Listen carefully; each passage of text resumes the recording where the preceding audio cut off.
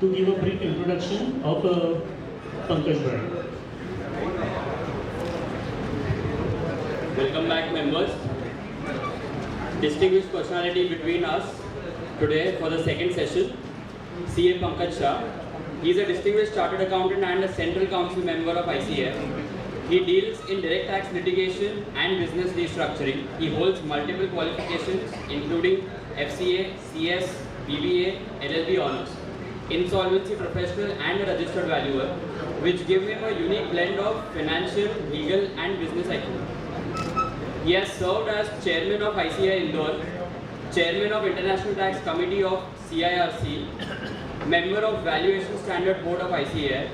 He has extensive experience of working in firms like PwC and Bansi Mehta and Company in Mumbai.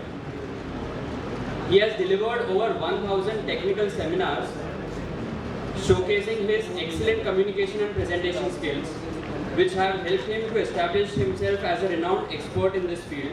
He has authored many articles in ICAI Journal, AIFTP Journal, and as an editor of ITJ magazine.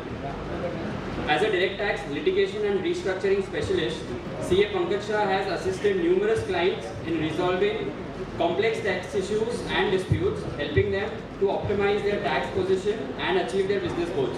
His broad-ranging expertise in legal, financial and business matters allows him to provide strategic and holistic advice to his clients, making him a trusted advisor to many. His diverse skill set and a passion for delivering quality services have earned him an enviable reputation in the profession, making him one of the most sought-after professionals. With this short introduction, we welcome you, sir.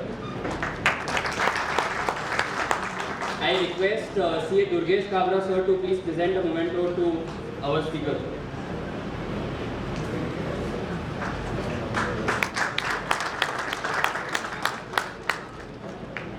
I request CA Vipul sir to please present a CABF receipt of rupees 500 to our speaker.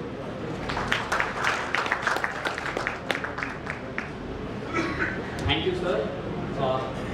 Sir, we all await to hear you now.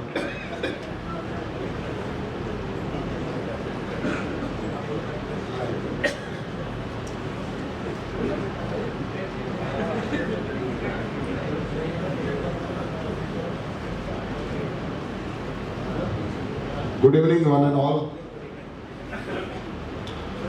So I am coming in between Pankaj and all of you. Let me tell you, Pankaj is a very good addition to the Central Council from Central Region. He is expert in the area of the taxation, and he has been trained at Bansi Mehta and Co. The important thing for him is he is a grassroots person, down-to-earth person, and well-known and much in demand faculty, especially in the Central Region. So every day in, day out, he is not in Indore but in all Mofusil area, places where Pankaj Bhai is going day in, day out and serving to all our professional brothers and sisters. He is presently with the exam committee and is also the vice chairman of the committee with me in career counseling. And beside this, he is also a vice chairman in committee for CPFMG, which is again dealing with the CAG work. One important thing which I just want to tell you, I think you might have gone through at the time of elections. There was one affidavit given by him, which was viral across among all the regions, that he will not accept, or his firm will not accept a single government audit and government work. Wow.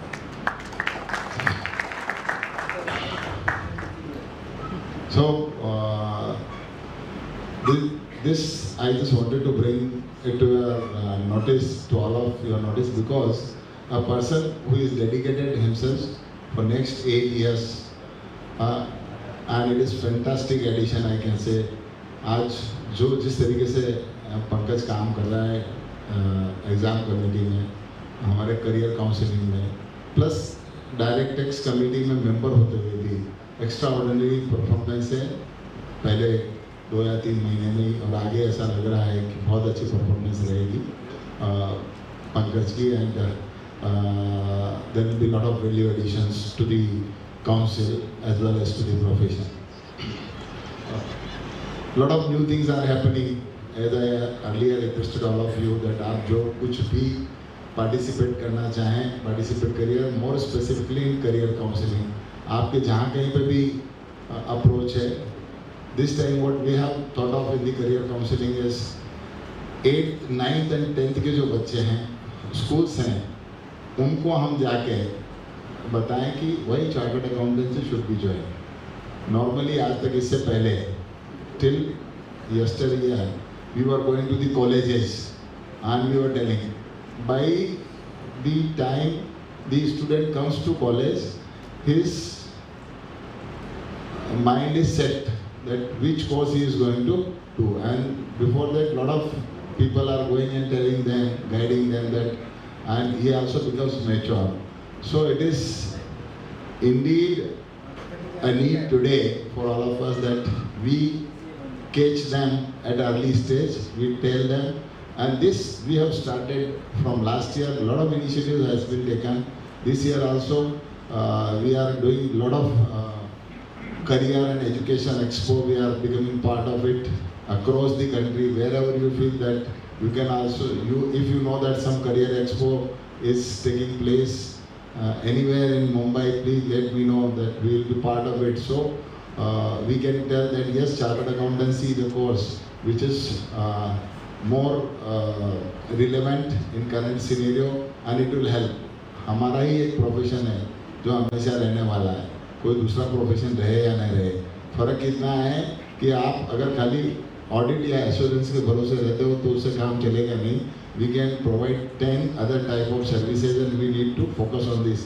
And beside this, हमारा mindset जो है वो entrepreneurship का होना चाहिए. हमारी chartered accountancy practice में entrepreneurship है. तो हमारी मेरा जो सोच है वो ये है कि 15 या 20 साल की प्रैक्टिस करने के बाद में आदमी जिन क्लाइंट का काम कर रहा है उसमें से 2-4 के साथ में पार्टनर होकर वो वहाँ से रिटायर होना चाहिए और नए बच्चों को चांस देना चाहिए. तो he can be more successful businessman and he can provide rather more employments to others. So if you go ahead, because why I am telling you this particularly, because we know ins and outs of each business which you are auditing and to whom you are giving the consultancy. जब लोगों के लिए आप सारी planning करके दे सकते हो तो आप अपने आप में उसका पार्टनर बन के क्या कुछ नहीं कर सकते हो. तो 15 से 20 साल आप ये करो, हम लोगों को करनी चाहिए. लेकिन सीनियर होने के बाद में कंटिन्यूस वही कंप्लायंस. सो समय के अनुसार हमें चेंज होना जरूरी है. And if we will change ourself, I think that will make lot of difference and will create more opportunity for youngsters as well as for us also, and will be having more earning too. So this is just I wanted to convey to all of you, and with this I would request Pankaj to go ahead and we'll see that what kind of command he is having as far as the taxation is concerned. You all will appreciate his lecture today. Thank you. Good evening. Good evening. Good evening. Very respected and my elder brother in the council, Durgesh Kabra ji, under whom my vice chairmanship is going on, and I am waiting for the day when under his leadership whole institute will work. Friends, Durgesh भाई ने बोला कि change, everything is changing. तो change में ऐसा कहा है, बदलाव पे कहा है, कुछ इस तरह तेज हो गई है रफ्तार जिंदगी की कि सुबह का दर्द शाम तक पुराना हो जाता है. तो हम क्या करें, बचकर रहना है दुनिया की परछाई से. लोग यहाँ पहाड़ भी बना देते हैं राई से. बनना है तो बहता हुआ जल बने, क्योंकि ठहरा हुआ जल ढक जाता है अपनी इकाई से. जोरदार तालियां आप सबके लिए जो अपने ज्ञान को बढ़ाने आए हैं, बहता हुआ जल बनने आए हैं, अपने आप को अपडेट करने. प्रोफेशनल अपॉर्चुनिटी की भी बात दुर्गेश भाई ने करी. फ्रेंड्स, हमारे ऑफिस में एक हमने सिस्टम बना रखा है. Let me share you. हम लोग टैक्स ऑडिट कब खत्म करते हैं सर? सितंबर में. सितंबर में टैक्स ऑडिट खत्म करने के बाद में वो टैक्स ऑडिट रिपोर्ट को जो साइन कर दी, फिर कब खोलते हैं अगली बार? अगले सितंबर में ओपनिंग बैलेंस के लिए। हमने हमारे ऑफिस में एक पायलट प्रोजेक्ट चलाया। हमने 30 सितंबर को ऑडिट किया और फिर सबने अपने चश्मे बदल दिए। क्यों? हमने 30 सितंबर तक ऑडिट किया तो ऑडिट के चश्मे से किया, उसके बाद 8 दिन छुट्टी मना के आते हैं और फिर हम लोग सारे पार्टनर बैठते हैं, टॉप 20 क्लाइंट की बैलेंस शीट लेते हैं और उसको सब अलग अलग नज़र से देखते हैं कि अब इसमें गलती नहीं देखना है, इसमें अपॉर्चुनिटी देखना है। अगर आपके क्लाइंट के डेटर्स रिकवरेबल ज़्यादा है तो आप चैट जीपीटी पे जाओ, लीगल परप्लेक्सिटी पे जाओ, कई सारे एआई टूल्स हैं, उससे रिकवरी के नोटिस बना के पोस्ट करवा दो। अगर उसका लोन का इंटरेस्ट रेट ज़्यादा लग रहा है तो वहाँ पर उसको एमएसएमई में रजिस्टर करा दो, उसका इंटरेस्ट रेट कम हो जाएगा। आपके बहुत सारे, अगर क्लाइंट के एक्सपांशन कर रहा है उसको सब्सिडी दिलवा दो। तो ये सब चीज़ें अपॉर्चुनिटी हमको कब दिखेगी? जब हम ऑडिट का चश्मा उतार के फ्रेश माइंड से एक ओवरऑल पर्सपेक्टिव से उसी में अपॉर्चुनिटी देखेंगे। तो हमारे अपने एग्जिस्टिंग सेट ऑफ क्लाइंट्स में बहुत सारी अपॉर्चुनिटी है, बस एक नज़र देखने भर की देर। फ्रेंड्स, आज हम पार्टनरशिप पे बात करने वाले हैं और मैं चैलेंज करता हूं कि आज का प्रेजेंटेशन देखने के बाद शायद हमारे ऑफिस की सारी पार्टनरशिप डीड्स को हम चेंज कर देंगे। पार्टनरशिप की गंगोत्री जन्म कहां से हुआ सर? ये पार्टनरशिप लॉ कौन सा है? Indian partnership act 1920। और साल? हाँ जी, इंडियन पार्टनरशिप एक्ट 1932। तो 1932 के पहले पार्टनरशिप का क्या होता था? पार्टनरशिप तो उसके पहले की भी है। नहीं सर, हमारे देश में सारे लॉ की गंगोत्री है इंडियन कॉन्ट्रैक्ट एक्ट 1872। पार्टनरशिप के सेक्शन भी उसी में थे, सेल ऑफ गुड्स एक्ट के सेक्शन भी उसी में थे। अब जब व्यापार बढ़ता गया तो कुछ सेक्शन वहां से हटा दिए, रिपील कर दिया और एक अलग एक्ट बना दिया। तो वैसे ही सेल ऑफ गुड्स एक्ट बनाया, इंडियन पार्टनरशिप एक्ट बनाया। तो ये सारे एक्ट जो निकले हैं ये इंडियन कॉन्ट्रैक्ट एक्ट से निकले हैं। तो कॉन्ट्रैक्ट एक्ट के जो फंडामेंटल प्रिंसिपल्स हैं, those are very very relevant even in today's context. Now what is partnership? If we go by the simple meaning, partnership as defined in Indian Partnership Act is a relationship between persons. So it is a relationship between persons, ठीक है, who have agreed. So there is an agreement to share profits. अभी कई बार क्या होता है, कोई partnership form बनाई, उसमें एक आदमी को जो है पार्टनर को बोल दिया पर प्रॉफिट नहीं दे रहे, सैलरी दे रहे हैं, that is not partnership. There must be share of profit of business. So there must be a business carried on by all or any of them acting for all. So this gives a agency relationship. So this is basic definition of partnership. Now we will decipher and decode what repercussions are arising. Let me ask you one question. How many partners can be there in one firm? Maximum number of partners? 20. हाँ जी? 20. कुछ इस तरह तेज हो गई है रफ्तार जिंदगी की कि सुबह का दर्द शाम तक पुराना हो जाता है। What you are saying was there in Companies Act 1956. Laws are changing, laws are dynamic. Now Partnership Act nowhere restricts number of partners. It is the company law. Rule 10 of Companies Miscellaneous Rules 2014 provides that maximum 50 partners can be there in a firm. But then there is an exception. If a partnership is registered under ICAI, if it is a partnership with chartered accountant, this limit does not apply. So any partnership which is governed under a special act, this limit will not apply to them. So this is also important. So maximum number of partners is 50, but the limit will not apply if it is registered under ICAI or ICAI, ICSI or any special act. Now coming to the issues of drafting, one basic element of partnership is to have a business. Business here means any kind of commercial activity. Does not mean that it should come under business profession. If I am acquiring a land, I am constructing and giving it on rent, that is also commercial activity. That comes under the connotation of business. So that is also a business. Now partnership is a relationship between persons. Can a HUF become a partner in a partnership firm? Sure. Haji? Yes. Why not? Why not? What prevents? Any other answer? Have you got the question? Can a HUF become a partner in a partnership firm? Through karta. Ajay, tell me, what is the name of book written by Nani Palkiwala on income tax? What is the name of that commentary? The law and practice of income tax. Palkhivala जी को भी मालूम था कि law कुछ और है, practice कुछ और हो रहा है. Law says only a person can become a partner in a partnership firm, and HUF is a person only under Income Tax Act. It is not a person at all. So Rasik Lal and Company, Supreme Court in 1998 has specifically held that HUF cannot become a partner in a partnership firm. We have seen many cases where HUF has become a partner in a firm. The firm has subsequently acquired a land.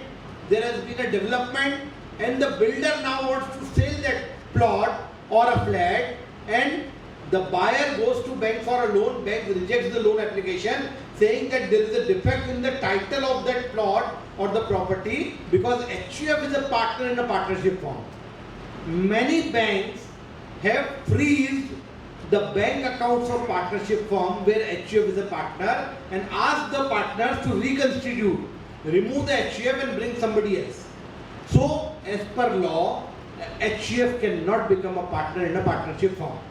That is law. But practically we are seeing there are thousands of partnership firms where HUF is a partner. But now, forward looking, we should not do it. We should try to reconstitute. Because law is dynamic, now people are understanding everything is digital, so digital trace is there and we may face problems. A question arises, why the law is permitting? So, law is something different, practice is different. Durgesh भाई, अभी मैंने पिछले साल एक pan card देखा, उस पे लिखा था Rafiq Mohammad HUF. So this is the law and practice. Rafiq भाई कहे कि यार मेरे को एक फाइल बना दे, टैक्स प्लानिंग कर दे, वो कर दिया उसने टैक्स प्लानिंग. फाइल जा रहा है, रिटर्न जा रहा है, सब कुछ हो रहा है. But that does not mean that is the law. Law is different, practice is different. We should try to abide by law. That will prevail. Sir, what about LLP? In LLP, Come in. When a question was raised to Ministry of Corporate Affairs, for LLP they have specifically come out that if a HUF cannot become a partner in normal partnership firm, how can we allow an HUF to become a partner in LLP? So in case of LLP, in law nor in practice, a HUF can never become a partner. The LLP constitution will never allow it. There is a specific circular dated 27th May 2016 which forbids a HUF to become partner in a limited liability partnership. a company can become. Company can become. Tell me, can a partner or can two partnership firms make a third partnership? क्या एक partnership firm किसी दूसरी firm में partner हो सकती है? No. The answer is no, because even a partnership is not a person. Partnership is a group of partners. It is a relationship between persons. So two partnerships cannot make a third partnership. This is decided by Supreme Court. LLP can become, yes. LLP is a separate body corporate. So it can become. Today we are only understanding 360 degree of partnership. Earlier we are playing LLP. Now coming to assuming an HUF is a partner and you are giving remuneration. That remuneration will be deemed to be remuneration given to Karta and will be taxed in the hands of Karta only. HUF only will be a pass-through vehicle. Remuneration will be taxable in the hands of Karta because only Karta can render a service, individual can render a service. So HUF cannot get remuneration. But if funds of HUF are invested in a partnership, then interest income on the funds of HUF can be taxed in the hands of HUF. Fine. Now, Durgesh भाई और मैंने एक partnership करी. अभी दुर्गेश भाई और हमने जो पार्टनरशिप करी, हमारी फर्म से दुर्गेश भाई ने 50 लाख रुपए का चेक दिया और एक मर्सिडीज कार लेके आए, और वो मर्सिडीज कार दुर्गेश भाई के नाम पे रजिस्टर्ड है। So who is the owner of that Mercedes car and will the firm get depreciation on it or not? No. Because it is in the name of the individual. हाँ जी, It is in the name of the individual.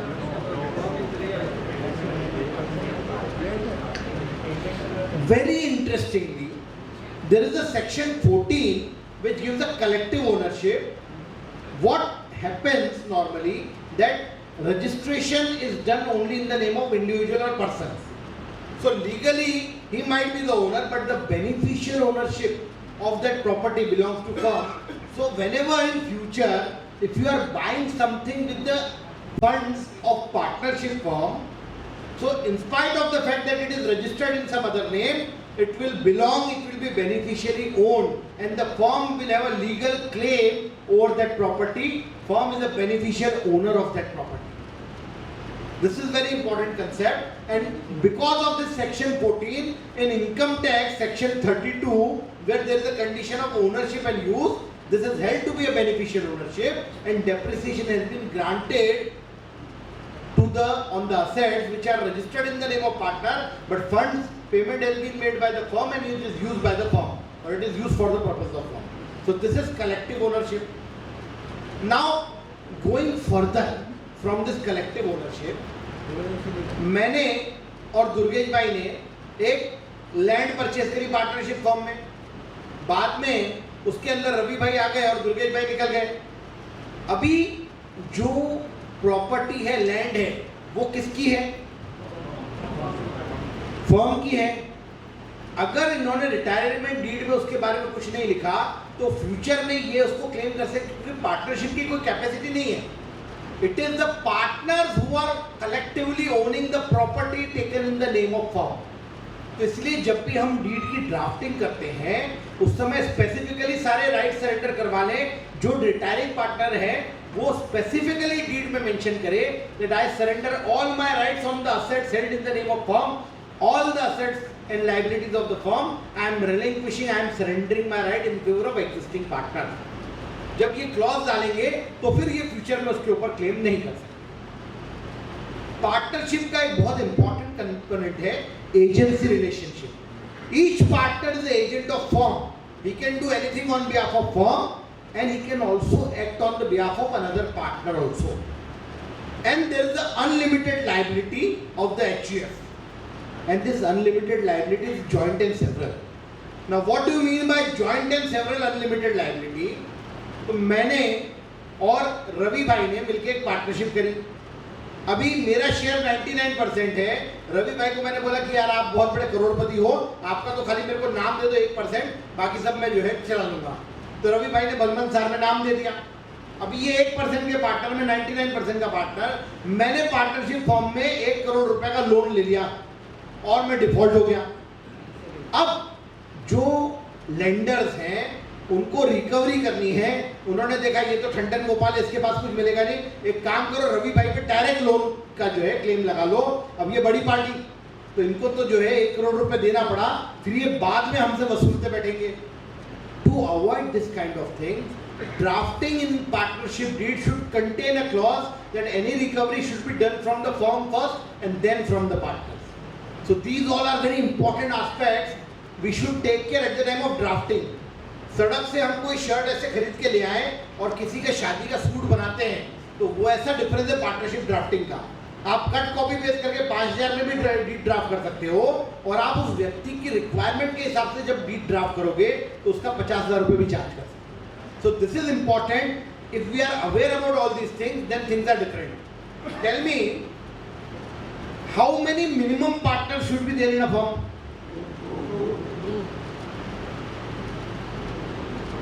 Yes, the law says minimum 2, but I say 3. Why? Sir, there is a decision of Supreme Court Mohammed Laikuddin versus Kamla Devi Mishra.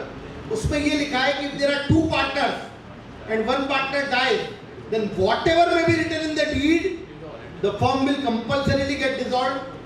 Section 9B will get attracted. it will be considered as deemed supply under GST law and all the hells will fall on you. So कम से कम 3 partner रखें, 2 partner है, एक की death हो जाए, deed में आपने लिख दिया हो कि इसके बाद इसका बेटा बनेगा, कोई भी बनेगा, कुछ भी हो, everything will get dissolved.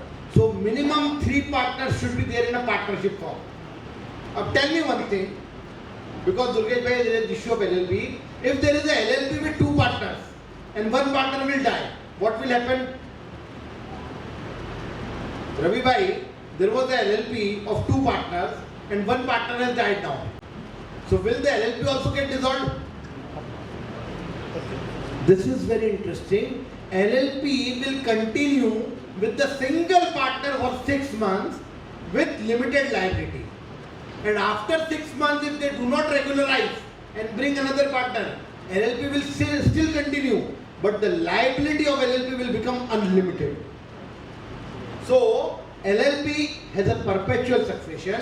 Even after the death of a partner, LLP will not get dissolved. It will continue. It will continue for 6 months with single partner, and if you continue without regularizing another partner, then it will go on, but the liability will become unlimited. Now, what is the duration of a partnership? What do we write? Haji sir? Infinite. At will. अभी मैंने, दुर्गेश भाई ने और रवि भाई ने एक partnership बनाई. दुर्गेश भाई, आपने, मैंने और रवि भाई ने एक पार्टनरशिप बनाई और उसमें लिख दिया ड्यूरेशन एट विल. अभी आपका शेयर और रवि भाई का शेयर 99% है और मेरा शेयर है 1%. और मैंने देखा यार इनकी तो अच्छी चल रही है, जोरदार, और हमारे यहाँ कहावत है, खाओ नहीं तो ढोल दो. अंगूर नहीं मिले तो खट्टे. मुझे कुछ मिले, उससे ज्यादा दूसरे को ज्यादा मिले तो ज्यादा दुख होता है. तो ये भी एक कंसेप्ट पार्टनरशिप में चलता है एट विल का. तो मैंने सिंपल सा नोटिस दे दिया कि दुर्गेश भाई फॉर्म को डिसॉल्व करो. दुर्गेश भाई बोला तू जाना 1% वाला, हम 99% वाले हैं, तेरा है क्या, तेरी चवन्नी लेके जाए यहाँ से. मैंने बोला नहीं, मैं तो फर्म को डिसॉल्व कराऊंगा. आपने बोला कि नहीं, फॉर्म डिसॉल्व कैसे होगी, हाँ आप दोनों का 98% है. मैंने बोला नहीं, अगर आपने पार्टनरशिप में ड्यूरेशन एट विल लिखा है तो it means at will of any partner. तो आप एक पार्टनर भी 1% शेयर के साथ में अगर एट विल लिखा हुआ है तो पूरी फर्म का सत्यानाश कर सकता है. तो हम एज ए चार्टर्ड अकाउंटेंट क्या करें, अगर ड्यूरेशन एट विल है उसको कन्वर्ट कर दो एट विल ऑफ मेजॉरिटी. मैंने कुछ सैंपल क्लॉजेस दे रखे हैं आगे. पहले तो लीगल प्रेसिडेंसेस, दिल्ली हाई कोर्ट और कई डिसीजंस हैं कि किसी सिंगल पार्टनर के एक सिंगल नोटिस देने पर भी आपकी फॉर्म डिसॉल्व हो सकती है, क्योंकि हम लिखते हैं एट विल. वो कट कॉपी पेस्ट चलता रहा, at will at will at will, without understanding the implication and meaning of at will. तो एट विल लिखा तो कोई भी पार्टनर के विल पे फॉर्म डिसॉल्व हो सकती है. इसलिए इट शुड बी इधर भी एट विल ऑफ मेजॉरिटी, या हम इस तरीके से क्लॉज लिखें, this partnership is a partnership at will, but the firm will not be dissolved by a unilateral act or notice of any one partner. The firm should only be dissolved upon a resolution passed by majority of partners who collectively hold more than 50%. So ये at will जो लिखते हैं ना, ये 99% date में रहेगा और इसको चेंज करके at will of majority करें. At will of managing partner, ये भी कर सकते हैं जो आप चाहें. हमको इम्प्लीकेशन मालूम होना चाहिए, उसका रिपरकेशन होना चाहिए क्या होगा. ये बहुत इंटरेस्टिंग है. एक बात बताएं, मैंने कंपनी लॉ में कुछ लिखा हुआ है और मैंने मेमोरेंडम में उल्टा लिख दिया तो क्या होगा? हाँ जी, अल्ट्रा वायलेंस. मेरे पार्टनरशिप एक्ट में कुछ और लिखा है और मैंने डीड में कुछ और लिख दिया तो क्या होगा? यहां अल्ट्रा वायलेंस नहीं होगा. The beauty here is that every provision under Indian partnership act start from subject to contract. So the partnership deed would always prevail over whatever is written under Indian Partnership Act 1930. So this is very important that everything is subject to contract. Our partnership deed would prevail over the Indian Partnership Act 1930. अभी 4 दोस्त थे, चारों दोस्तों ने partnership form बनाई. चारों में से एक दोस्त ने लिख दिया कि यार मेरे बाद जो है, अपनी विल में लिख दिया मेरे बाद मेरा बेटे को पार्टनर बना लेना. तो क्या वो पार्टनर बन जाएगा? नहीं. Section 21 of Indian partnership act says that only by unanimous consent of all the partners the partner can be admitted. So partner का एडमिशन करना है रवि भाई, तो सबकी परमिशन लगती है. किसी ने लिख दिया मेरे बाद मेरे बेटे को बना देना, तो ऐसे पार्टनर नहीं बनने वाला. बट अगर हमारे पास वो क्लाइंट आता है कि मुझे ऐसी लीड बना दो कि मेरे बाद मेरा बेटा ऑटोमेटिक पार्टनर बने, तो हम सक्सेशन क्लॉज पार्टनरशिप के अंदर डाल सकते हैं. अ succession clause can be inserted कि यार आफ्टर द पर्सन जो भी विल में लेगेटी होगा, he will be inducted as a partner automatically. तो फिर वो दूसरे पार्टनर्स को इसके बच्चे को पार्टनर बनाना पड़ेगा. So it is on us whether we want succession or not. If we want, we can provide. If we don't want, we should not provide. बराबर? हाँ जी. The partnership of the two partners, can this succession clause be placed and if one partner dies then? नहीं, that will not be. Minimum 3 partner हो गए तो 2 partner से एक की death हो गई, तो whatever you may write in the firm, it will compulsorily get dissolved. ठीक है. अभी मैंने और दुर्गेश भाई ने एक प्रोजेक्ट कर रखे थे वहाँ पर चित्तौड़ में. राजस्थान में हमने एक जमीन ली, उसके ऊपर बिल्डिंग बनाई, आधे फ्लैट बिक गए. अभी दुर्गेश भाई ने एक जमीन यहाँ पे ले ली बोरीवली के अंदर. अब बोरीवली में ले ली, हमको बड़ा कोई इन्वेस्टर चाहिए, तो वही हमारी पार्टनरशिप फॉर्म में जो जमीन ली थी उसमें हम रवि भाई को बोल रहे हैं आप भी इन्वेस्टर बन जाओ. अभी ये इन्वेस्टर बने और इन्होंने बोला कि यार वो फ्लैट बेच रहे हो, प्रॉफिट आया होगा. तो हमने बोला हमने तो आपको पार्टनर बनाया है for this project of Borivali, not for the project of Rajasthan. So how is it possible?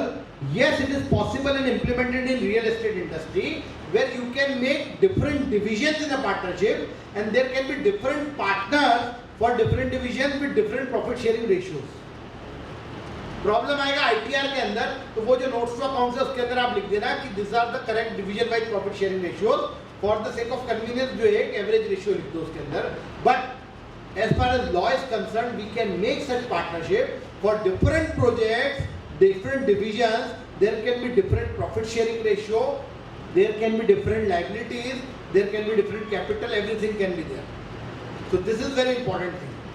Then Haji, So in the tax audit report and put in this DNA. in tax audit report you write a common ratio, and in form number 3CA or 3CB, in 3CB you write that the actual ratios are so and so, however due to limitation in the utility we are not able to do it. ठीक है. हाँ जी.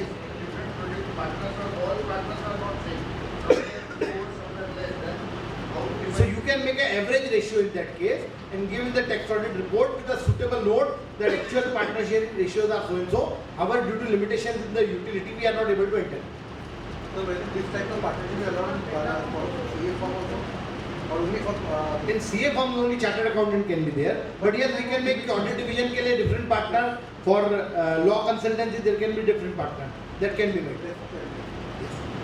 हाँ जी. How the liability will get decided in this case of scenarios? We said partnership is a unlimited.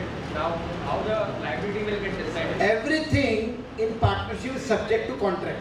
So if in the partnership deed you write that all the assets and liabilities and profit sharing ratio of this project will be of so and so person, and for the second project of so and so person. I'll give you a wonderful example. In Raipur, Chhattisgarh, there is a very beautiful practice. वहाँ पर चावल बनते हैं, चावल का production होता है, processing होती है, एंड फूड सेफ्टी वालों के लाइसेंस के जो है छापे पड़ते रहते हैं. तो वहाँ उन्होंने डीड में लिख दिया कि ये काम रहेगा, अगर कुछ भी होता है तो हस्बैंड जेल जाएगा, वाइफ पार्टनर वाइफ जेल नहीं जाएगी. कैसे लिखा इसको? आई एक्सप्लेन यू कि यार यही जो फूड प्रोसेसिंग से रिलेटेड फंक्शंस है, they will be perform by party of first part. तो वो उससे रिलेटेड कुछ भी हुआ तो party of first part jail जाएगी. सेकंड पार्ट का लिख दिया कि they are only concern with so and so, तो वो एडमिनिस्ट्रेशन फाइनेंस देखेगी.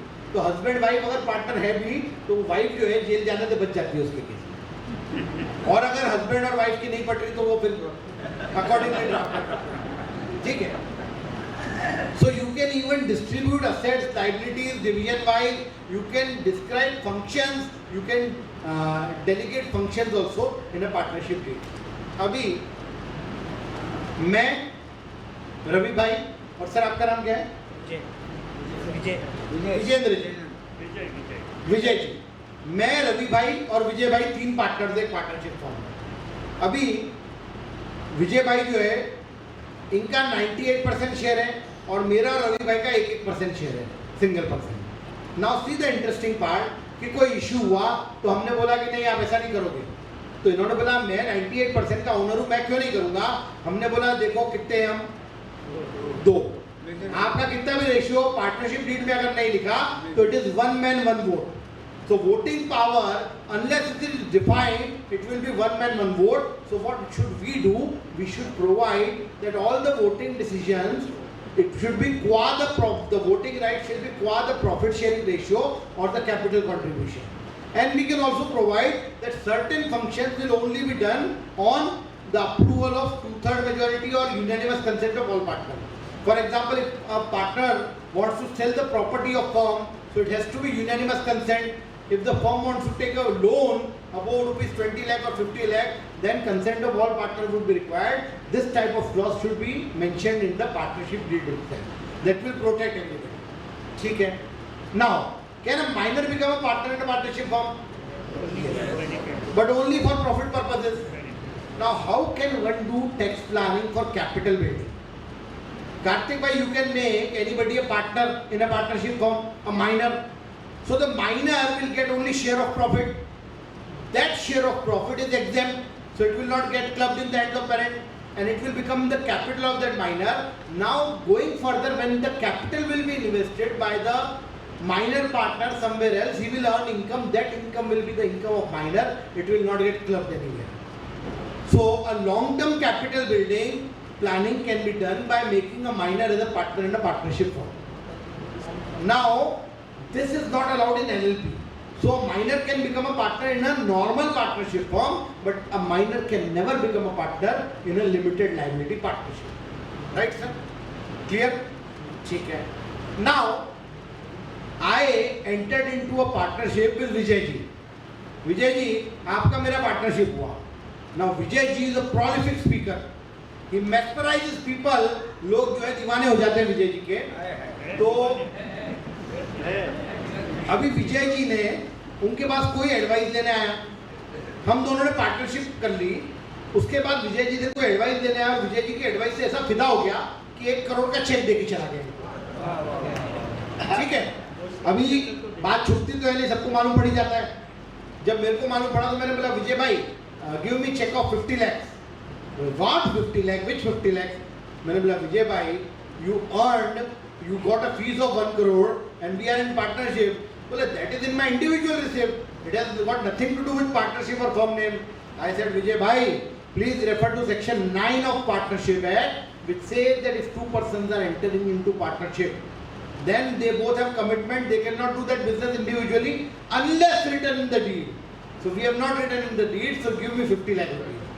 Now, if we would have written in the partnership deed that the partners have come together for carrying on so and so business, however the partners are free to do the business in their individual capacity, and no partner shall have any claim over the income or amount received by the other partner in their individual capacity. So if this clause is drafted, which is there in many deeds, then I will not be able to claim 50 lakhs from Vijay Bank. So this is very important, that commitment to business section 9 is there in partnership deed. So while drafting a partnership deed, we need to have this kind of precaution. Am I clear? So this was something about the drafting of partnership deed, how we should draft a deed so that we can get the maximum benefit. We can draft it to the convenience of the partners or the businessman. It is a solution, customized solution. It is not a mere cut copy paste, but we are giving a customized solution, and then we should charge also accordingly for that partnership. Now coming to taxation, see taxation of partnership, it will be assessed as a partnership when only there is a written partnership. Otherwise it will be considered as an AOP. It may so happen that I am a normal partnership and now I want to become an LLP. Can I change, and whether there will be any tax implication? See, when from a partnership firm I am going to LLP, for income tax both partnership and LLP are the same set of persons. So for income tax there is no change. So no tax implication. When a partnership is converting to a company, then what will happen? A partnership converting into company is changing the cloak. Earlier I was wearing a different coat, now I am opening wearing the coat of partnership and wearing a coat of a company. So the person remains the same, only the cloak is getting changed. So there is no transfer, and since there is no transfer, there is no tax implication, no tax liability arises. Earlier there was some provision which said that whenever there is a change in the partnership, you need to inform the JAO and give the jurisdictional assessing officer your revised deed. It is advisable that if the transaction is significant, you all have the email ID of that JAO, you email it to him. That would also be a compliance of informing the same. I entered into a partnership with Vijay Bhai and Ravi Bhai, with 3R partners. And we, in the first year itself, we incurred a loss of 90 lakhs. Abhi Vijay Bhai, I am going out of the firm. So when I am going out of the firm, 30 lakh rupees, which is my share in that loss of the firm, will get lapsed. So whenever a firm gets reconstituted by change of the partners, loss will get lapsed except two cases. One is inheritance. In case of inheritance, the loss will get continued, and second is unabsorbed depreciation, because that is only part of current year loss. Unabsorbed loss will not get lapsed. So whenever there is an inheritance, no lapsing of loss on reconstitution, and unabsorbed depreciation will not get lapsed. What about that? Haji? What about that? That is inheritance. So three partners. One partner dies and a legal heir comes in. Nobody comes. Even if no legal heir comes, so the existing partners will get the share of that dead partner. So the share is inherited by these people. In that case, the implication would be the loss will not get lapsed, because there is a transmission of share. Fine. Now, can a partnership firm, Ravi bhai, partnership firm खेती कर सकता है क्या? Agricultural income हो सकती है क्या? Absolutely हो सकती है. No bar on that. ठीक है. अभी विजय भाई और मैंने दोनों ने एक फॉर्म बनाई. अभी विजय भाई के पास तो बहुत पैसा पड़ा है, कोई दिक्कत नहीं. मैं कहीं से जो है इधर उधर से जुगाड़ करके लेके आया और फॉर्म में कैपिटल डाली. अभी फॉर्म के अंदर 1 करोड़ रुपए की कैपिटल आई तो स्क्रूटनी में आ गया. When it comes under scrutiny, they ask for source of source. मेरे पास सोर्स ही नहीं है. तो can they make an addition under section 16 in the hands of partnership firm? The answer is no, because the source of partnership firm is clearly we partners. So if at all there has to be an addition, the addition has to be made in the hands of partners, not in the hands of partnership firm. A draconian provision, most absurd and useless provision of this decade is now we are discussing section 194T. I'll give you a background. I have some internal news. Good or bad? Haji? Good or bad? That you will decide. Our Honorable Finance Minister was looking up profit and loss account, and with pencil she was taking salary इस पे TDS होता है, yes होता है, tick. फिर commission इस पे TDS है, yes है. Professional fees इस पे TDS है. Partner remuneration इस पे TDS है, नहीं है. अरे ये कैसे बच गया? इस पे भी लगाओ. So this is the background that no item should remain unsubjected to TDS. So they brought TDS on this partners remuneration also, because earlier 192 was not applicable because it was no employee-employee relationship. So the salary and remuneration of partners was not subject to TDS. Interest to partner was not includable in the interest for 194A purposes. So there was no TDS. Now they have brought on TDS on everything, and there is a threshold limit of 20,000 rupees per annum. If you make a payment over 20,000 to any partner during the year, at the time of deduction or credit, with credit or payment whichever is earlier, you have to deduct TDS, and this is applicable from this 1st April 2025. This is the first year, so this provision will be applicable for AY 26-27 technically, and the implication is that for all partnership firms now we need to obtain a 10. Ravi bhai, आपका business बढ़ने वाला है. There are many partnership firms where they did not have a 10 because there was no payment of such nature and there was no liability. Now for even a 25,000 rupees remuneration payment, you need to obtain a 10 and do all the compliances of TDS. And what do you mean by remuneration here? So remuneration will include salary, remuneration, commission, bonus, interest on capital, interest on loan. So total aggregate payment. Reimbursement is also included. No, reimbursement is not. So remuneration should be there. Salary, commission, interest on capital, bonus, interest on loan. You do aggregate, and whenever this aggregate exceeds 20,000, you deduct TDS at the rate of 10%. Now, one second. Haj. The partner has incurred some expenditure Yes, and he wants the partnership firm to pay that. right. And says that should be adjusted in my remuneration. We'll come to it. Then, moving ahead, Section Finance Act 2024 brought another amendment also by increasing the limit from 3 lakh to now 6 lakhs. Earlier it was 1,50,000, now it is 3 lakh minimum remuneration or 90% on the first 6 lakhs. So this is a welcome move. The basic exemption, basic amount has been increased, has been doubled by this thing. And this amendment is applicable for the assessment year 25-26.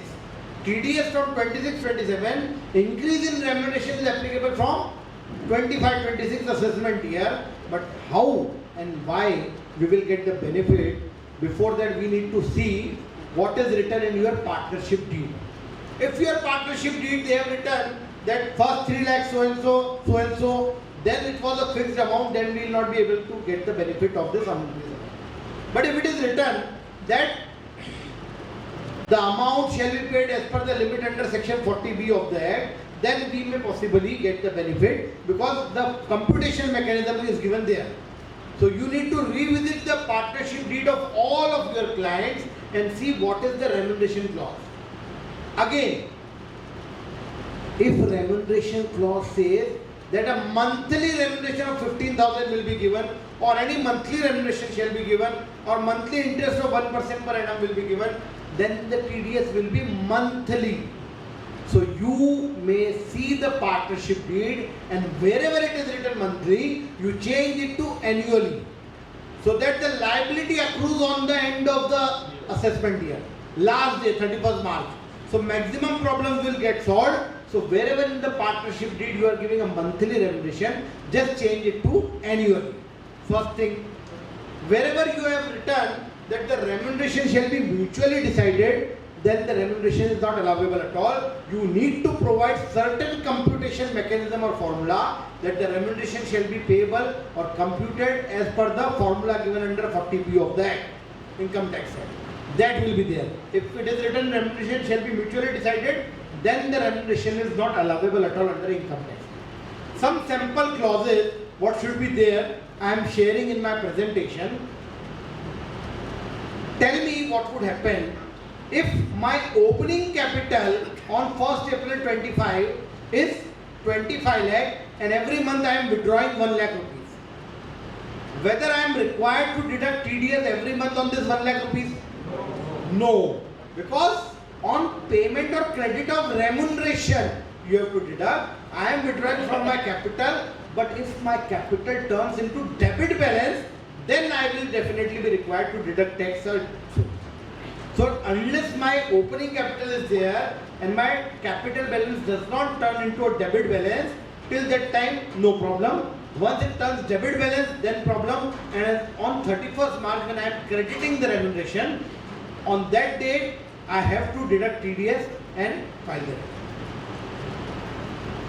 return. Ravi bhai, I have given a remuneration of 4 lakh to you. You are my partner. The firm is giving you remuneration of 4 lakh. So TDS has to be deducted on 4 lakh. 40,000 has to be deducted. But the allowable remuneration is only 3 lakhs. So I will get a claim of 3 lakhs. 1 lakh will get disallowed. And the firm will pay tax on that 1 lakh. How will you show it in your return of income?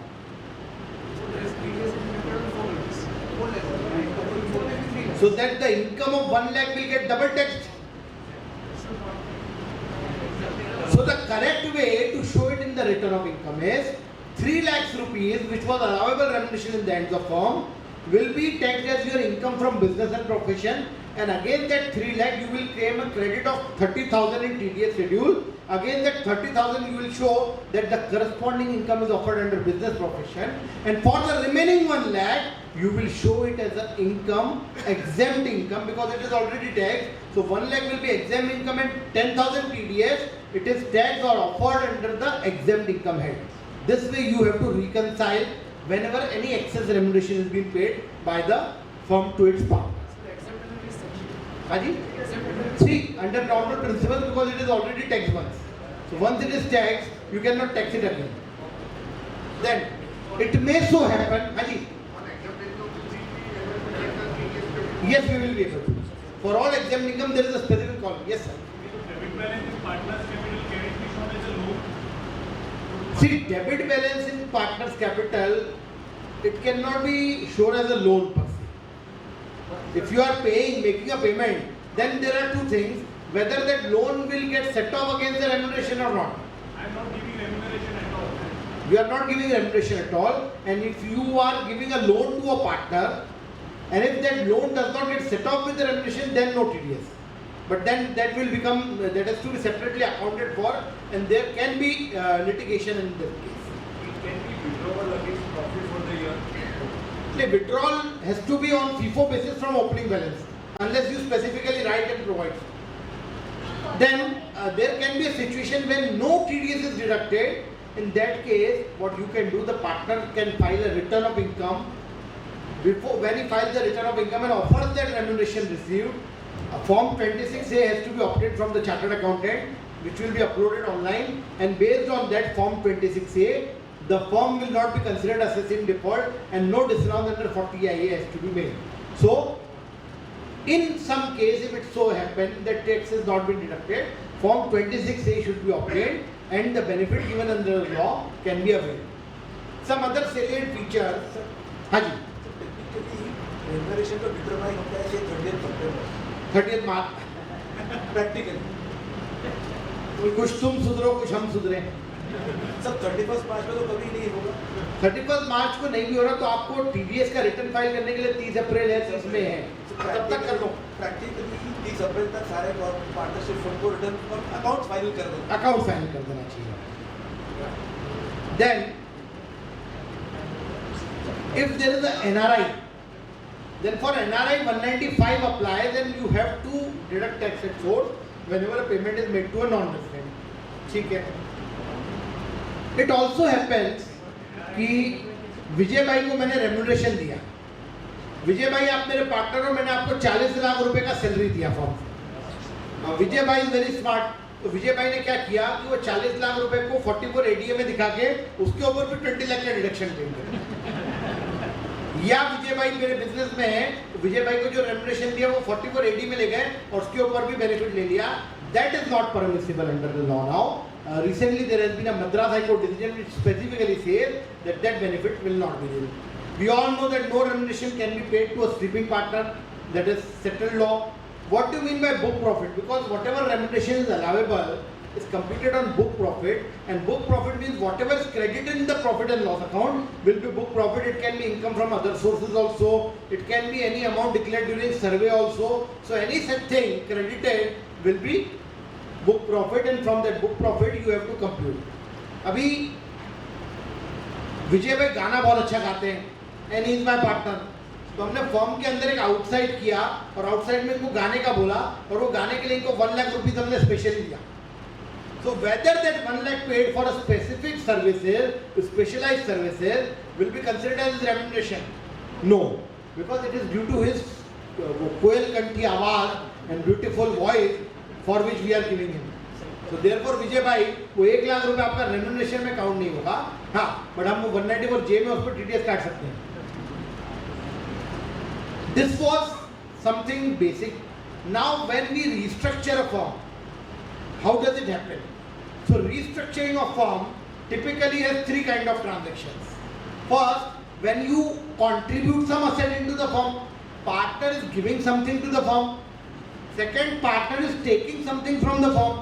And third, partner and firm are not doing anything. 2 partners inter se are exchanging things.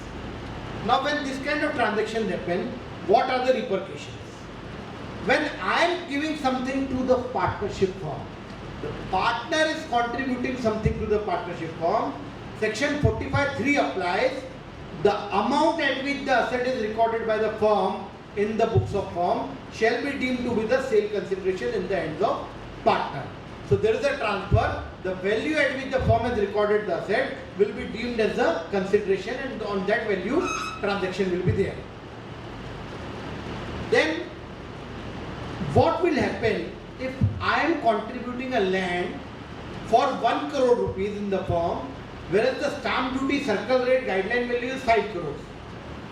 5 crore की चीज अगर 1 करोड़ रुपए में मैंने form में contribute करी, so what would be the tax implication? See, 45(3) is a specific provision, 50(c) is a general provision. So there are various Bombay Tribunal and other decisions, Amartara, which hold that 45(3) will prevail over the general provisions of 50(c). So no taxation over and above 1 lakh rupees in the hands of the partner who is contributing in the firm. Now coming to the other side, when the firm is receiving an asset worth rupees 5 crore for only 1 crore, what will be the status? Whether section 56 to 10 will apply in that case?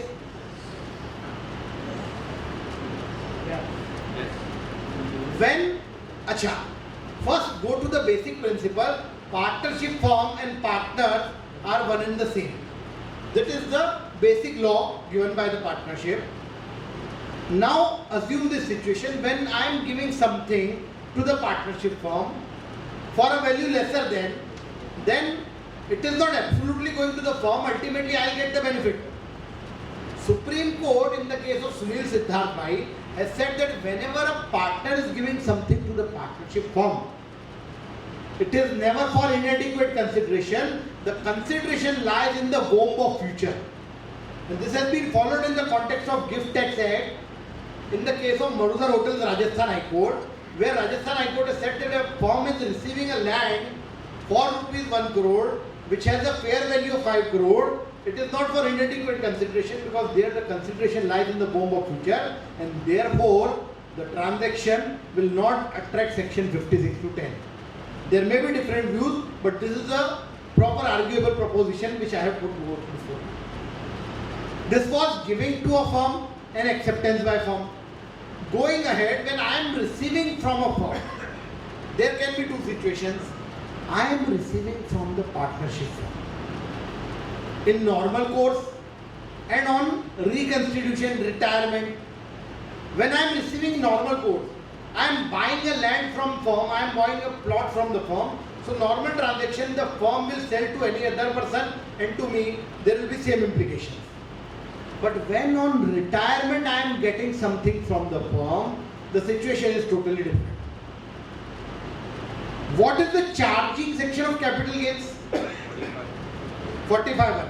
And 45(1) says, when any capital asset has been transferred. So the charging event in case of capital gain will only become taxable when there is a transfer. And here in partnership 45(4), they have changed the charging event from transfer to receipt. So whenever there is a receipt in the hands of specified person who is a partner from a specified entity who is a firm, so from firm to partner, if something is received, then on reconstitution it will be deemed as the income of the firm.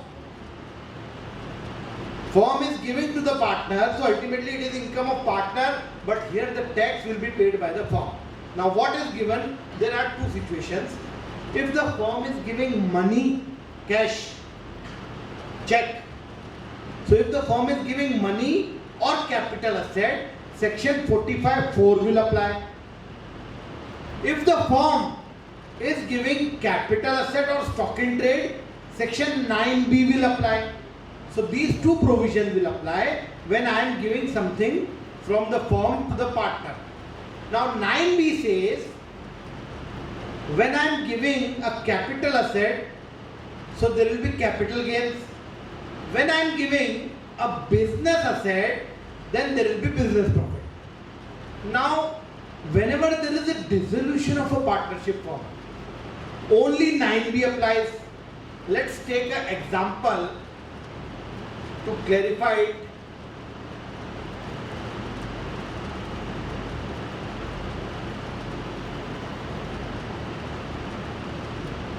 here a partnership firm is getting dissolved and this is the balance sheet of the firm. A, B, C, three partners are there, book value was 100 each. Now the firm is getting dissolved, so the assets will be distributed to partners.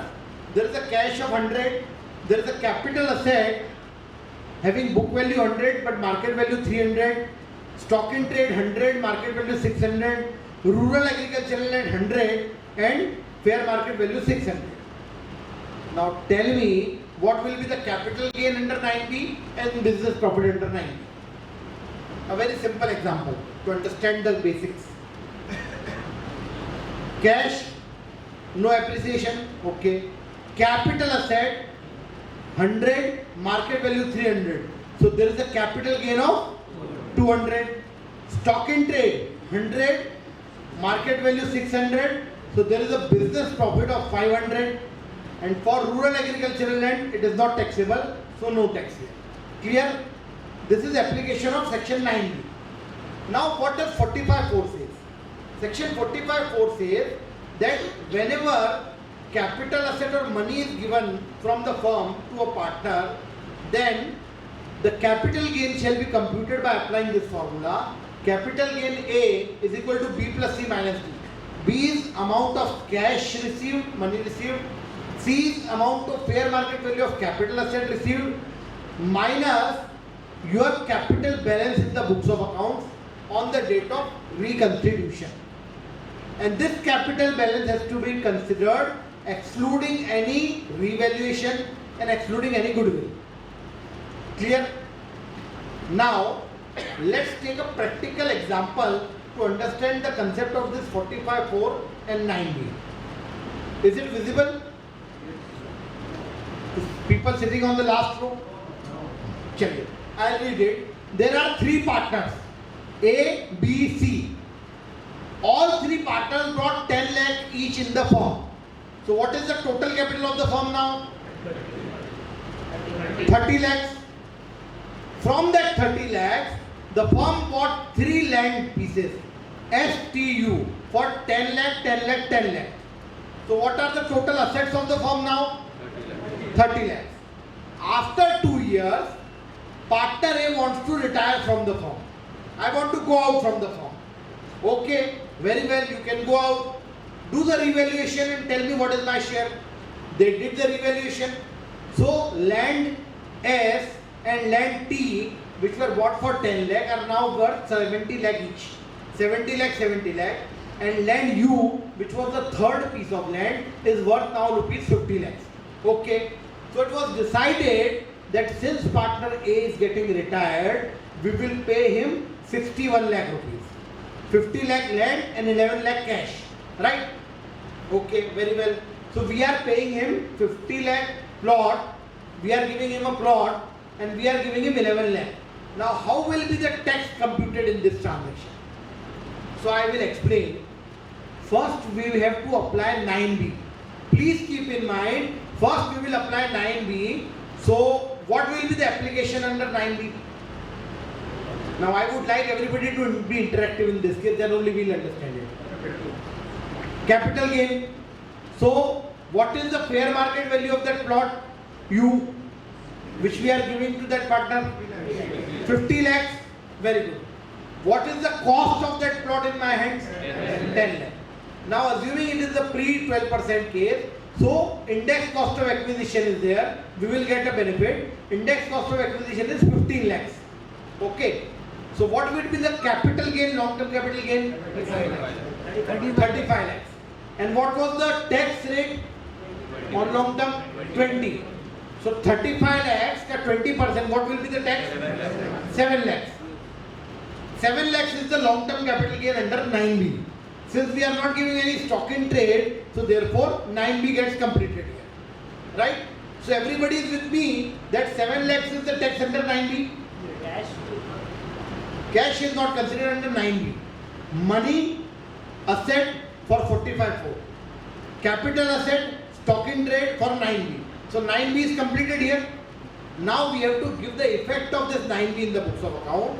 So my books of account, I am giving a property for 50 lakhs. What is the cost in my books of accounts? 10 lakhs. So what is the book profit? 40 lakhs. 40 lakh. Now I have given tax also. That is also a cost for the firm. So what is the tax? 7 lakh. So what is now profit? 40 minus 7? 33. So 33 is for the firm. Now you divide it into the three partners. 11, 11, 11. What was the original capital of that Mr. A? 10. Plus now I have distributed this 11 lakh. So what is my total capital now? 21 lakh. And I am giving money worth 11 lakh and 50 lakh plot. So total 61 lakh given minus my capital which is now 21 lakh. So 40 lakh will be my income under 45(4). Is it clear? Yes. So, but what about other profits which may have come over a period of time? So they would all, effect would already be given. It would have been credited. For just simplicity, I have given this simple example. You may further complicate it. Chaliye. As much as you like to. If you want, I will complicate it further for you. Take this example. Here, three partners came together and contributed 500 each. So total capital was 1500. From that 1500, they purchased asset 1 as asset 2. Asset 1 for 200 and asset 2 for 1300. Okay. So my balance sheet total is now 1500. Now after 2 years, my asset for 200 is now worth 5000. My asset 2 for 1300 is worth 10,000. And now my firm has a goodwill of 9,000. Right? Clear, sir? Goodwill must be self-generated, no? So I am not considering it. It is a fair value. I have not given any effect in the books of account. It is a goodwill. It is a fair value which I have written there. It is not in my books, right? My balance sheet is still 1500 only. But my total value, what is the total fair value of assets? 5,000 plus 10,000 plus 9,000. So how much is it? 24,000. 24,000. And there are three equal partners. So what would be the share of retiring partner? 8,000. 8,000. So we have to give him 8,000. Now it is decided that this 8,000 we will give asset 2 to him worth 5,000 and remaining 3,000 the remaining partner will bring cash in the firm and give it to him. It is clear? Now what will be the tax under 9B? Yeah, what will be the implication under 9B? Tell me, sir.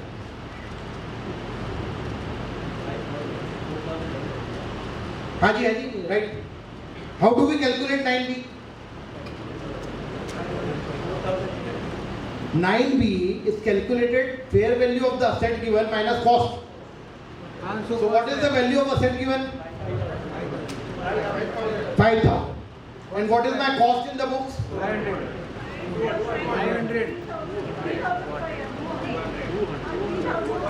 500. Look at the example and then tell me. What is my cost in the books? 200. And what is the fair value? So what is my capital gains? 4,800. Now for further simplification, sir, assuming there is no tax, so 4,800 is my income. You have to divide it into three parts. So what will be the profit share? 1,600. And my original capital was 500. So now my total capital is 2,100. 500 plus 1,600, 2,100. Is it clear? And I am giving how much assets? 5,000. And money? 3,000. So total 8,000 minus 2,100. So what is my capital gain for 45(4)? 5,900. Now, sir, for complication, what will happen? This 5,900 is the amount on which I am paying the tax. 5,900 considers asset 2 and asset 3's revaluation also. I have given tax on the appreciation on asset 2 and the goodwill amount. Yes or no? Yes.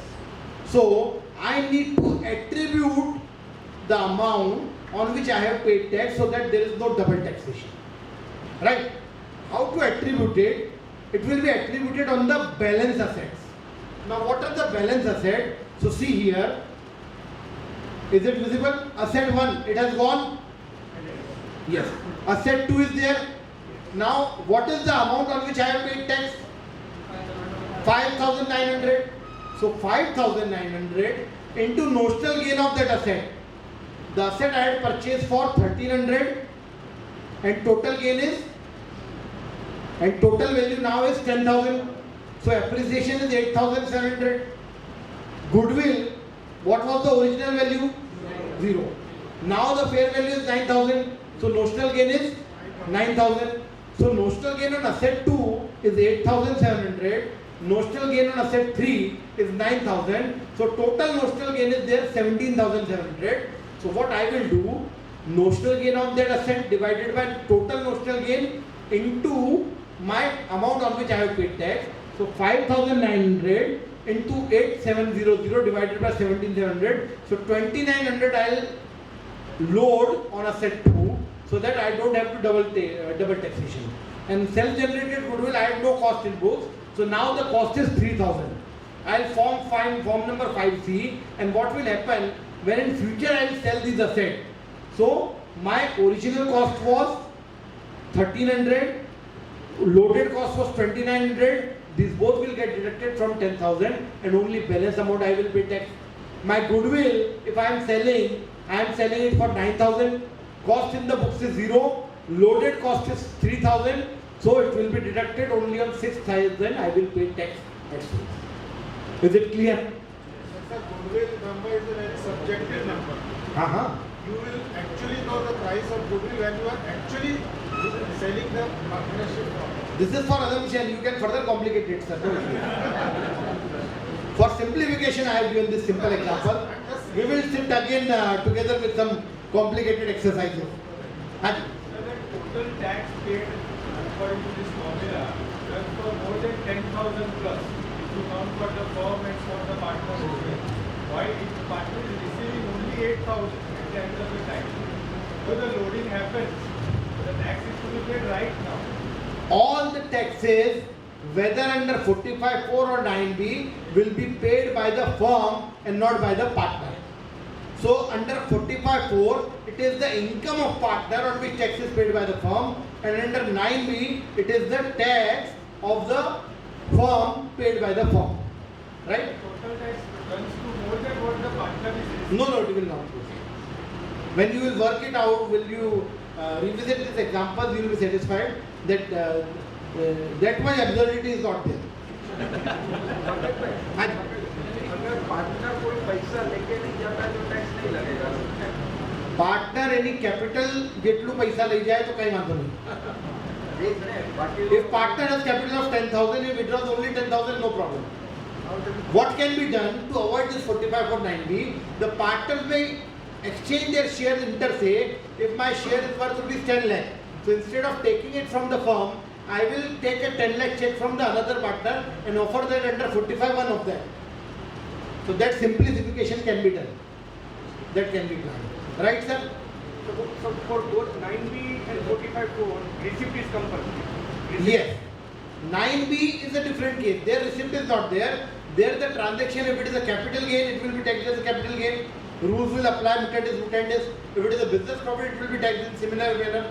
But if it is 45(4), the receipt is the charging event there. Now it may so happen, sir, further complicating it, if a partner dies, then there is a reconstitution. So on the death of the partner, a specified entity is paying sum to specified person, but that specified person is not there, so you are paying to legal heirs of that specified person. There the charging fails. So in case of death of a partner, if something is being received by the legal heir, it will not be taxable under 45(4) of that. We may get some amendment for this in future, but presently the situation is like this. Right? Thank you. How things worked out in case fair market value goes down as compared to cost? See, you have to consider fair market value. but very beautiful question. The formula is equal to A is equal to B plus C minus D, and wherever there is a loss, you ignore the loss. The law clearly states that wherever there is a loss, you ignore the loss. Government is never a partner in loss. Haji? Government is never A partner in loss, absolutely. Right, sir? And if somebody wants to do some aggressive planning, that he has to beware about the GAR. GAR provisions are applied wherever you are saving a tax more than 3 crore rupees. Right? Great. So thank you very much for such a patient hearing.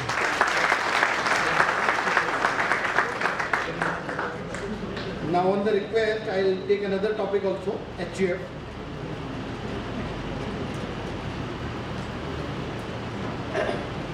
Sir, what is the full form of HUF? That was earlier. Now people say it headache unlimited family. And true to great sense because of some of the amendments under the law. See, HUF is not defined under the Income Tax Act. HUF is a status basically, and it is to be understood on the basis of genesis of Hindu law. A single person can never constitute a family, and interestingly, in our country there are many types of HUF, large HUF, small HUF, nuclear HUF. My grandfather's HUF is also there, my father's HUF is also there, and my HUF is also there. So Justice K.H. Kadi once said, but because of this planning, it appears that there are more HUFs in India than Hindus in India. And because of all this kind of tax planning, Government Law Commission has suggested that this concept of HUF may be abolished. But since it is there, we will study it and do the planning to the extent possible. Now, there is a concept of co-partnership. What is a co-partner in HUF? A person who is born in that family or adopted in the family will be a co-partner, and a person who is married in the family will be a member. So I am a co-partner of my HUF, my son, my daughter will be co-partner, my wife will be a member of my HUF. And only a co-partner can become a karta of that HUF. My elder daughter can also become a karta, or elder son can become a karta, but my wife can never become a karta in my HUF. First thing. So only a co-partner can become a karta, and only a co-partner can demand partition of HUF. So my daughter can demand a partition in my HUF, but my daughter-in-law can never demand a partition of my HUF. So it is a co-partnery right which is most important in the context of HUF. There are two schools of thought, we all know, Mitakshara, Daibhag. What is the difference? Mitakshara to rest of India and Daibhag in West Bengal and Assam. The difference is, as soon as the son is born in the family, or a child is born, or a daughter is born, a co-partnery right is automatically created. But under Daibhag, a son will only get right on the death of his father. Till the time his father is alive, the son will not get any share or right under Daibhag school of thought. So we are all following Mitakshara, and it is most prevalent school of thought. Now some interesting issues, food for thought. There are some old decisions where it is held that there can be more than one karta of an HUF. We all are under understanding that there can only be one karta of HUF, but there can be more than one karta. There can be a concept of sub-karta, main karta, sub-karta, or a karta may surrender his right and I don't want to become a karta, you make somebody else's karta. One issue which is heavily being debated in our council is that can a HUF of a practicing chartered accountant do business? So the issue here is that if that HUF is having a chartered accountant practicing as a karta, he needs to surrender his kartaship. He can become a member, he will be a co-partner, he can make his wife as a guardian manager of the property of that HUF, or his wife will be the manager of that HUF, and then he may do the business. But the HUF right now cannot do. When does the HUF get formed? So there are two concepts. Under the Hindu law, on marriage the family starts. But income tax says that there should be at least two co-partners, then only the HUF will come into force. So on the birth of first child, it will become a person under income tax act. So your PAN number will get generated only on the birth of your first child from that date. But for Hindu law, as soon as you get married, your HUF comes into force. Legally it is there. Then coming ahead, we have discussed in partnership also that HUF cannot become a partner in a partnership form. It is a settled law. There is an amendment in Hindu Succession Act which says now after 9/9/2005, daughter has equal right as that of son. Whatever right your son has, your daughter also has a similar right. Now, taking an interesting scenario, Vijay bhai, daughter has similar right as that of a son. My son is my co-partner. My daughter-in-law is member. My grandson, mera pota ya poti, they are co-partners. Now, extending this, if my son and daughter have equal right, son's spouse, my daughter-in-law, is a member of my HUF, then my daughter's husband will also become member. My damad will also become a member of my HUF. My nawasa nawasi will also be co-partner of my HUF. Because daughter and sons both have equal right, and because of this change in genesis, now there is a hue and cry and all these open issues are arising. Because earlier it was the patriarchal family, but because of the change of 9/9/2005, things are different and HUF complications will increase like anything. But till that date, let's continue our understanding. If there is a daughter can become a co-partner, can become a karta in father's HUF. But a daughter will be member in her husband's HUF. Girish Ahuja ji, our tax guru, many times says कि यार वो जो है बेटा बेटी एक समान है, बोले क्या बोलते हैं, बहन ले जा रही है तो बीबी लेके तो आ रही है. तो दुर्गेश भाई हमने बोला कि यार बहन तो जो है बीबी तो एक है, तो एक लेके आ रही है, पर बहन दो है तो डबल ले जा रही है. तो किस तरीके के सिचुएशन होते हैं, डॉटर सन के इक्वल राइट्स हो गए हैं. डॉटर शादी करके दूसरी फैमिली में जाएगी तब भी वो मेरी प्रॉपर्टी में से पार्टीशन भी करवा सकती है, करता रह सकती है. बट बहू जो दूसरी फैमिली से मेरी फैमिली के अंदर आई है, वो ना पार्टीशन क्लेम कर सकती है ना कर्ता बन सकती है HUF की. Then daughter's right after 9/9/2005 it is equal. There is a decision of Vinita Sharma versus Rakesh Sharma, which is a landmark decision, which says that if the daughter is alive on 9/9/2005 and if the HUF is there on 9/9/2005, then daughter will have all rights in the HUF. Then female as a karta, yes, female can become a karta. Eldest child, whether boy or girl, it will be a karta of my HUF. But wife cannot become a karta in her husband's HUF. There is an interesting issue where what happens, husband, wife and two minor children were there. Husband died. So wife is there and two minor children they are there. Who will be a karta of this family? There cannot be any karta because children are minor and wife cannot become a karta. So Supreme Court in the case of Shreya Vidyarthi has said that the wife will act as a guardian manager of the HUF.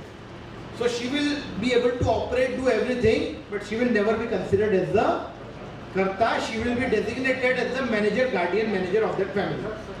Haji. Mother can be a co-partner in son's HUF. Pardon? Mother can be a co-partner in son's HUF. No, I'll come to. See, your family will include your wife and children. I'll come to an interesting income tax issue in later slides. What will be the effect of inter-religion marriage? Suppose a person had a daughter who was to become a karta or who became a karta, but she marries to some other religion person and ceases to be Hindu. So then she cannot continue as a karta because she has ceased to be Hindu. So for HUF she cannot become a karta. Then how to create a HUF? It automatically gets created. You just have to declare it by way of deed on the birth of your first child. Creation instrument, everything is there. Formats I'll already share. Yes. Income tax department is not waiting for marriage program. The law and practice of income tax. I have seen the PAN card of Rafiq Mohammed HUF. What more? So everything is possible in this world, my dear. Now, you cannot gift your share in HUF to anybody. If I am having a co-partner share, I can only give it away through my will, but I cannot gift it during my lifetime. So that is the settled position. I cannot gift my share in my HUF. I can only will it after my lifetime. Then some important provisions. Clubbing is there, we all know. If a property is given to HUF, if you give some money to HUF and from that money HUF earns, then the income will be clubbed in the hands of giver.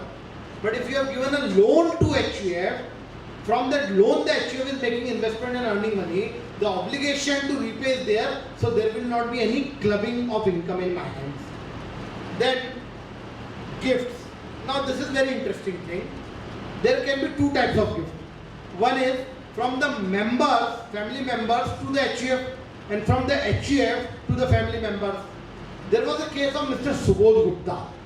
Subodh Gupta formed an HUF, Subodh Gupta HUF, and mother of Mr. Subodh Gupta gave a share of rupees 1,50,000 to his son's HUF. It was held that for HUF you have to be a member and mother of the Karta will not be member of that HUF. So it was taxed in the hands of Subodh Gupta HUF. Something you are receiving from your mother is not a relative of the HUF. For HUF, they have given a specific definition that the member and mother is not a member, so therefore it was deemed as taxable. However, if all the members of family give something to HUF, what will happen in that case? So it is said that for HUF, when you are giving, HUF is nothing but a group of relatives. So there is a decision, Vineet Kumar Raghavji Bhai Bhalodia, Rajkot Tribunal, which says that HUF is a group of relatives. So you give it to one relative or a group of relatives, there will not be any difference and it will not be taxed as income. So HUF giving to its members or member giving to its HUF, both transactions we need to clearly verify, clearly analyze. Then partition. Can there be a partial partition? Yes. In case of HUF, give to one of the co-partners or member. So does it amount to partial? Yeah, I'll come to it. See, partition, whether there can be a partial partition. See what happens, we always see things from the chashma of income tax. It is not so. See, income tax is different and your law is different. There can be a partial partition. It may so happen that if you are giving a major amount as gift, that will be deemed as a notional partition, partial partition. So, what is the correct scenario? Partial partition can be done, but it is not recognized under Income Tax Act. So, what can be a planning of succession or how we can do a arrangement? I can, if I give something to my son, I give 50 lakh rupees to my son. Whatever income from that 50 lakh arises will be clubbed in my hands, right? Because that is a partial partition, but income tax will not recognize. But if I give 50 lakh worth gold to my son, on which no income will arise, no income will generate, so in that case, that partial partition, there will be no tax implication and the partial partition is also there, right? Another manner to do a partition. Another planning which can be done is I do a complete partition. I have 10 houses in my family. I do a complete partition and keep one house with me and distribute to everybody. Durgesh भाई, partial partition के बजाय हम complete partition करके सब दे दें, एक घर रखें और बाकी सारे फैमिलीज के साथ में वापस रियूनियन कर दें, एक घर के साथ में. तो हमने कंप्लीट पार्टीशन करके डिस्ट्रीब्यूट कर दिया और फिर बाद में सारी फैमिली एक हो गई, अपने तो अपने होते हैं करके सब लोग वापस इकट्ठे हो गए with that one house. So only one house remains in the family. And partition, partial or complete, partial partition can be qua property and qua member. So if I am having 5 houses and I am distributing 4, that is also partial partition. If I am having 4 sons and only one son is getting separated, that is also a partial partition. So partial partition can be qua property or it can be qua your member also. So this notional partition can be done, partial partition can be done. It is very well recognized under civil law. Only implication is that income tax will not recognize. So whenever there is a partial partition, you give a asset, a passive asset on which income will not arise, that will result in no income tax implication even of a partial partition. Karta can introduce any amount of capital. Yes, Karta can introduce any amount of capital. Interclubbing provision will not apply. See, clubbing provision will apply. Clubbing provision will apply. Whenever you blend some property, in that case the provision may not apply and you blend some kind of movable property. Then, with the death of every person, there is a notional partition and the shares get distributed, realigned in the hands of other persons. Whenever you are doing a partition, it can be an unequal partition also. It is not necessary that you partition HUF in meets and bounds. It can be unequal partition, no problem at all. Stamp duty. So there is a very interesting process here. Whatever is the largest share, you ignore that. The remaining second largest share, you compute the stamp duty on that share. So that is the process for computing it. So if I am giving 95% to one person and remaining 5% to other, the second largest share is 5%. So stamp duty will be calculated on that 5% only. Reunion, I have already said that even after complete partition, we all can come together and do a reunion of the HUF. Then what is the ancestral property? See, earlier it was said when a property comes from 3 generations, from grandfather to father to son, that property was considered as ancestral property. But after 1956 Hindu Succession Act, there is nothing like ancestral property. Only HUF has a concept of ancestral property. Whatever properties in HUF will be distributed in family. Remaining property is my absolute property. I can distribute in any manner, any way I want to. So that is the concept of ancestral property which has gone away now. Now there is no concept of ancestral property. Only HUF has the basic feature which were earlier there before 1956 of ancestral property. Now Karta has all the powers to distribute or sell an asset for the benefit of family. If Karta is able to show that he is selling a plot or any property of HUF and it is for the benefit of HUF, he can do so. Supreme Court in the case of Bireddy Dasharatha Swamy Reddy has held that those powers are there with the Karta. So the Karta can do so, he has all the rights. So this was all about 360-degree on partnerships and HUF. I hope I am able to explain and convey my message. Thank you very much for such a presentation.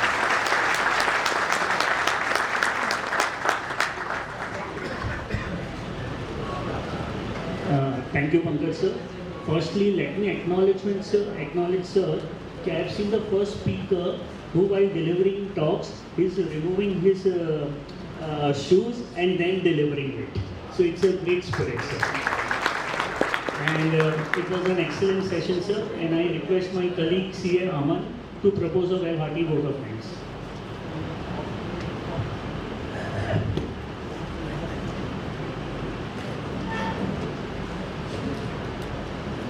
Good evening, everyone. It is my privilege to extend a heartfelt vote of thanks on behalf of all present here. First and foremost, I sincerely thank C.A. Pankaj Shah for his insightful and detailed presentation on partnership forms and HUF. Sir, your deep dive into various legal, drafting, restructuring and taxation aspects of partnerships was truly enriching. Complex topics like succession planning, remuneration nuances post Finance Act 2024, partnership dissolutions and intricate tax implications under section 9B and 45(4) were explained with such clarity that the most technical sections felt approachable.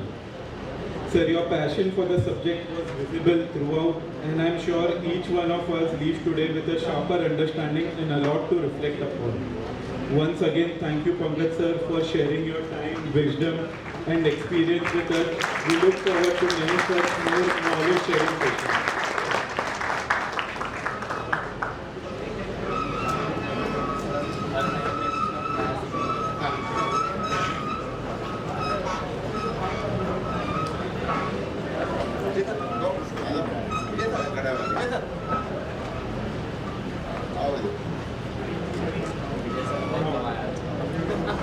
आपका काम चालू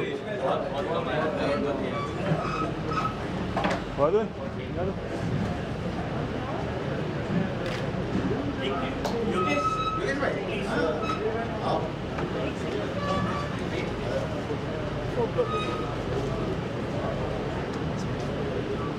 wire सब निकाल दो, wire सब निकाल दो।